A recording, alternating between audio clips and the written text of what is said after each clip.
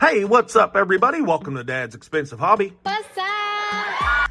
Today, we're taking a look at the loose collectors, the Crypt BigFoot. Mine finally got here. I've been sitting on him for a couple of days, but I've been busy at work. But now I've got time to make a video on him, and he is pretty freaking awesome. I figured he would be. I did not pick up the other two so far that came out with this one, the Skookum and the Yeti. I might get the Skookum. I'm not a big fan of white figures, so I probably won't get Yeti, but these are definitely worth it. So let's dive right in, starting with his package. It is a humongous package.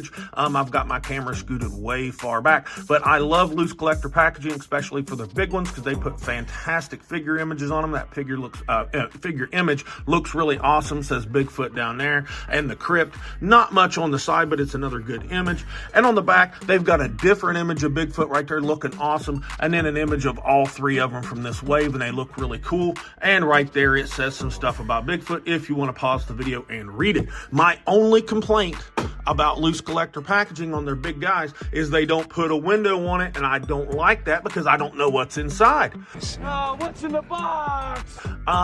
Storm Collectibles does big packaging as well, and they're able to put a window in there, so they should too. Other than that, really great packaging. But let's see how tall Bigfoot is really quick, because he is a huge guy, super duper heavy and packed with detail and stuff. We'll get into that here in a minute. To the top of his head, he is right at 10.5 inches tall, which would make the figure about 26.5 centimeters, not quite 27. And him supposed to be, I think, 10 feet or something like that. I think that jives. Let's stand him next to some of my other really big figures and see how they all look. All right, first up, I've got him next to another loose collector figure in the form of the Monster Hide, and I absolutely love it. These both are quintessential loose collector figures with the paint and detail and sculpt. They look so good. And next up here he is with the Axie Toys Devil, and yes, he's bigger than the Axie Toys Devil, aka Pit figure, but man, does that Pit figure look good, and they look so awesome next to each other. Next up, I've got him next to a Dragon Ball Z character in the form of the Super Saiyan 4 Broly, the dark version, and man, is that a big figure, because to the top of his hair, he is actually bigger than this Bigfoot figure, which should tell you how big he is, and they look awesome. Next up, I've got him next to the Marvel Legends Gamerverse Venom, and that figure is super duper tall. I'm not a big fan of it, but I just wanted the height comparison there just to let you know how big this Bigfoot is. Next, I've got him next to a recent review I did in the form of the Operation Monster Force Chatworth right here, and Chatsworth is another Bigfoot character. You know, he's much smaller than this one, but I think they look pretty decent next to each other. And lastly, here he is with another loose collector figure in the form of the Burning Hammer Montez Lee. And Montez Lee is just a normal sized guy, like 5'9", and he is absolutely dwarfed here, but again, he is another really good figure, and I like it. Now, for accessories, he doesn't come with a big bunch of stuff, but what he comes with is quality. He comes with two different head sculpts that both look fantastic. He comes with this kind of serious, just normal Bigfoot head sculpt on him in the package, and the paint and detail on this thing are fantastic. His eyes look really cool, and I think the head sculpts, the shape of them, it's more kind of like an eggshell or a cap or whatever, but we'll go over that more here in a minute. And of course, he comes with this open mouth snarling face right here showing his fangs, and it looks so good. Look at the detail, the dry brush, the wash, the airbrush that's on it. He looks really nice. He also comes with 6 different hands that all look fantastic. He comes with these kind of open gripping hands right here. Look at the details in the palms right there. Look at the details on the fingernails, the dry brush on the fur of the hand, the knuckles. Those look really good. He also comes with 2 of these fists right here that look super duper good. The wash that goes down into all the creases of the hands. I love how they pay particular attention to get the fingernails down into there, even in the fist. That looks really awesome. And of course, he gets 2 claws, and these look scary as shit. They are done so well, again with the dry brush on the fur. And look at the claws. These are pointy as heck. That is not like soft. You could really you could poke yourself pretty good. The details look really nice. Now, that's all he comes with, but he's a Bigfoot, and he really don't need to come with anything else. Now for articulation, we all know that Loose Collector likes to have a little bit of issue with their joints being just a touch too stiff, at least in the past. But whatever complaints they've received, they have listened, because this guy's joints are quite smooth. So let's just start with his head, which is actually probably the tightest joint of the entire figure. It will still look down and look up and side to side and all that stuff, and that's because he does have a very nice double ball peg here in the neck. Let me pull these layers off for a second.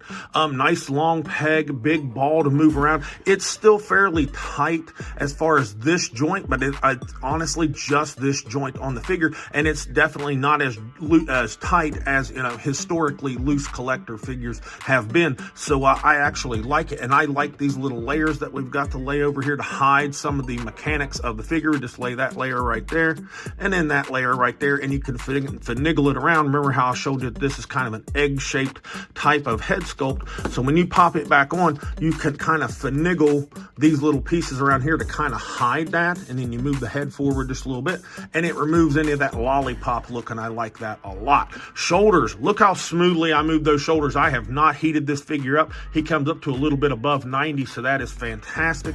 He will do a full 360, and where this is soft plastic, it gets right out of the way, so that's awesome. No butterfly joint, and I'm glad, because that would have really kind of just made the figure look stupid, and he doesn't need a butterfly joint in my opinion. Now he's got a bicep swivel. That bicep swivels, double jointed elbow that engages super easy, no clicking or nothing, it just went right into it, so I love it. Not the most gorgeous joint ever, but it's moving around, so they're heading in the right direction. And of course the wrist is a ball hinge where you get your rotation, and then you can move it around however you kind of want to.